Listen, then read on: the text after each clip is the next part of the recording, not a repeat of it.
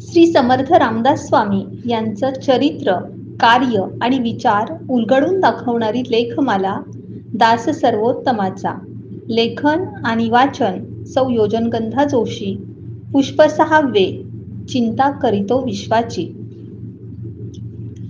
1608 साली श्रीरामनवमीच्या दिवशी गुलाल पडला त्याच वेळी सूर्याजी पंत आणि राणूबाईंच्या पोटी नारायणाचा जन्म झाला. अख्ख्या जांब गावात आनंदाचं उधाण आलं. नारायणाला पाहण्यासाठी त्या दिवशी अगदी दिवसभर लोकांची गर्दी उसळली होती. सूर्याजी पंतांच्या कुटुंबात तर आनंद ओसंडून वाहत होता. त्या दिवशी सूर्याजी पंतांचे पुरोहित श्रीराम जोशी यांनी लगेच पंचांग घेऊन नारायणाची पत्रिका मांडली आणि अत्यंत सद्गदित होऊन ते म्हणाले, पंत, ही पत्रिका कुणा सामान्य जीवाची नाही. हा कोणीतरी थोर महात्मा आपल्या कुळाचा आणि अवघ्या मानव जातीचा उद्धार करण्यासाठी जन्माला आलेला आहे. आणि यानंतर श्रीराम जोशी बोलत राहिले आणि राणूबाई आणि सूर्याजी पंत भावपूर्णतेने ऐकतच राहिले. शेवटी गुरुजी म्हणाले की एकूणच ही पत्रिका एका महान संताची, एका योग्याची, एका कुशल संघटकाची, एका महान तपस्व्याची, एका थोर ग्रंथकाराची, राष्ट्र कल्याणार्थ ध्येयानं प्रेरित झालेल्या महान सत्पुरुषाची आहे. सारेच ज्योतिषी नवजात बाळाचं भविष्य सांगताना असं काही बाई सांगत असतात. पुढे जाऊन हीच मुलं ज्योतिषाचं भविष्य कसं खोटं आहे हे सांगण्याचं कर्तृत्वही संपादन करतात. परंतु नारायणानं ज्योतिषानं सांगितल्यापेक्षाही आपण महान आहोत आणि ज्योतिषशास्त्र कल्पनाही करू शकणार नाही अशी अचाट कृत्य करण्यासाठी आपण जन्माला आलो आहोत हे पुढे जाऊन सिद्ध करून दाखवलं. नारायणाला आजोळहून थोर संत परंपरा लाभली होती. राणूबाईंची सख्खी मावस बहीण गिरिजाबाई या संत एकनाथ महाराजांच्या पत्नी होत्या आणि राणूबाईंचे सख्खे भाऊ भाणजी गोसावी हे एकनाथ महाराजांचे अनुग्रहित होते. त्यामुळे भक्ती मार्गाचा प्रवाह दोन्ही कुळांकडून नारायणाच्या अंगी उतरला होता. अशा या नारायणाला 11 महिन्यांचा असताना जेव्हा नाथांच्या मांडीवर दिलं तेव्हा नाथ महाराजांनाही गहिवरून आलं आणि ते म्हणाले, सूर्याजी हा अतिशय थोर महात्मा आहे, प्रत्यक्ष ईश्वरी अंश आहे. माझं कार्य हा नेटाने पूर्ण करेल. याच्या कीर्तीची पताका त्रिखंडात फडकत राहील. नाथांनी दिलेला हा आशीर्वाद पुढे जाऊन खरा ठरला. श्री समर्थांच्या बालपणीच्या कथा फारशा उपलब्ध नाहीत. त्यांच्या समकालीन संतांनी त्यातील काही गोष्टी लिहून ठेवल्या आहेत. स्वतः गिरीधर स्वामींनी समर्थ प्रताप या ग्रंथातून समर्थांच्या बालपणीच्या कथांची नोंद करून ठेवलेली आहे. या कथा अधिकृत आहेत याबद्दल कोणतीच शंका नाही.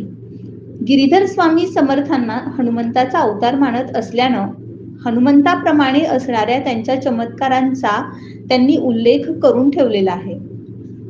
अवतार ही संकल्पना बऱ्याच मंडळींना मानवत नाही.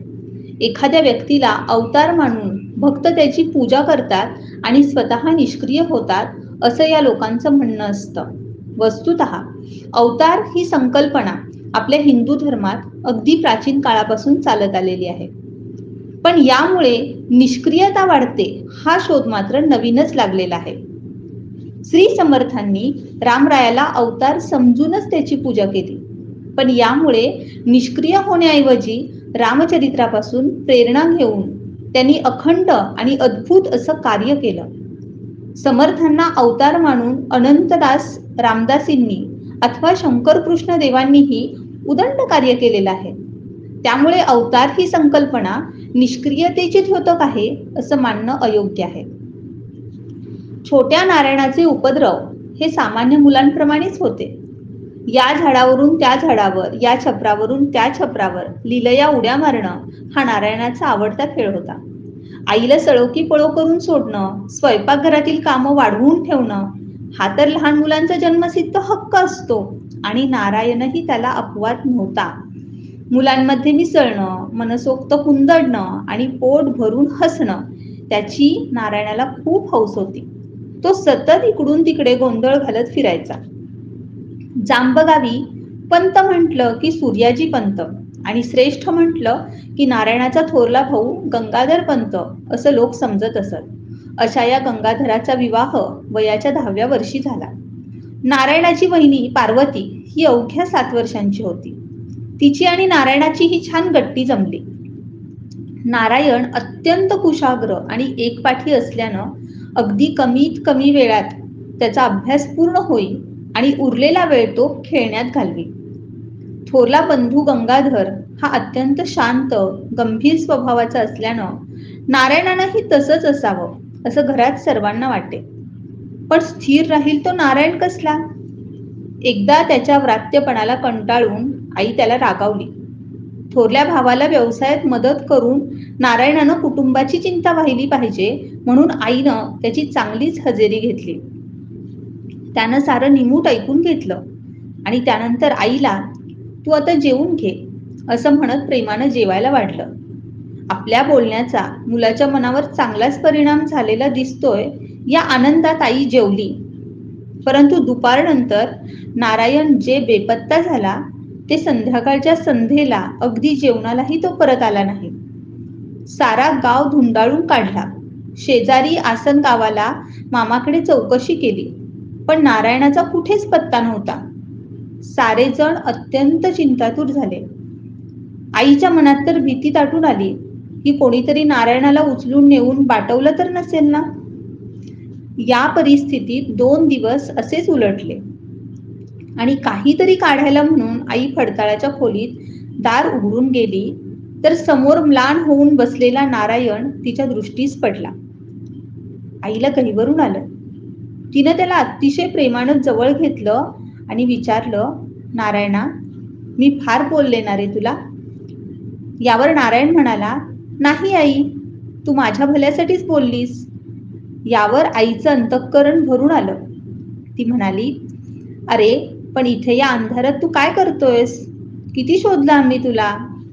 तेव्हा वयाच्या अवघ्या 6व्या वर्षी नारायणानं दिलेलं उत्तर आपल्याला अचंबित करतं. तो म्हणाला, आई तू म्हणालीस ना की कुटुंबाची चिंता कर, म्हणून मी चिंता करतो विश्वाची. ही वसुधा म्हणजे एक कुटुंबच आहे ना, मग मी या कुटुंबाची चिंता करतो. नारायणाच्या तोंडचं हे वाक्य ऐकलं आणि आईनं पंतांना श्रेष्ठांना घरातल्या सर्वांना हाक मारली. सर्वजण धावत आले आणि नारायणाकडे आश्चर्याने पाहू लागले. तेव्हा राणूबाईंनी मोठ्या प्रेमानं नारायणाचं उत्तर सर्वांना सांगितलं. सर्वजण आश्चर्यचकित झाले. असा हा नारायण वयाच्या 6व्या वर्षी नारायणानं केलेलं हे गंभीर चिंतन हेच त्यावेळचा मोठा चमत्कार होता आणि यावरूनच पुढे जाऊन त्यांनी त्यांचं अवघं जीवन जनकल्याणासाठी कसं झिजवलं असेल, कशा प्रकारे त्यांनी या वसुधा नामक कुटुंबासाठी कष्ट सोसले असतील याची आपण कल्पना करू शकतो. वयाच्या 8व्या वर्षी त्याच्या काव्यातून स्फुरलेल्या या ओळी म्हणजे त्यांच्या पुढील कार्याची नांदीच म्हणता येईल. बहुतची सुकुमारा स्वस्थ नाही शरीरा, बहुतची सुकुमारा स्वस्थ नाही शरीरा, निशिदिनी जनचिंता लागलीसे उदारा. सकळ जन सुखावे हा कसा काळ फावे, सकळ जन सुखावे हा कसा काळ फावे, भजन जन उकावे सर्व आनंद पावे, भजन जन उकावे सर्व आनंद पावे. पोरवयातील समर्थांची ही धारणा हा जगातील सर्वात मोठा चमत्कार आहे. कोणत्याच पोरवयातील महापुरुषानं मातेला असं उत्तर दिलं नसेल. नारायणाच्या वागण्यातल्या विचित्रपणाचं रहस्य या एका घटनेतच सामावलेलं आहे. जो तो आपल्या संसाराची चिंता वाहतो, पण या जगाच्या संसाराची चिंता कोण करणार? संत आणि भगवंत जगाचा संसार चालवत असतात. या एका घटनेत नारायणाचं संतत्व आणि ईश्वरत्व दिसून येतं. म्हणून गिरीधर स्वामी समर्थांच्या सज्जनगडावरील वास्तव्यासंबंधी लिहितात, सद्गुरु समर्थ एकांती पैसती, सद्गुरु समर्थ एकांती पैसती, प्रांतीचे लोक दर्शनास येती, सकळ प्रांताचा परमार्श घेती, चिंता करीती विश्वाची, सकळ प्रांताचा परामर्श घेती, चिंता करीती विश्वाची. श्रीराम समर्थ, जय जय रघुवीर समर्थ.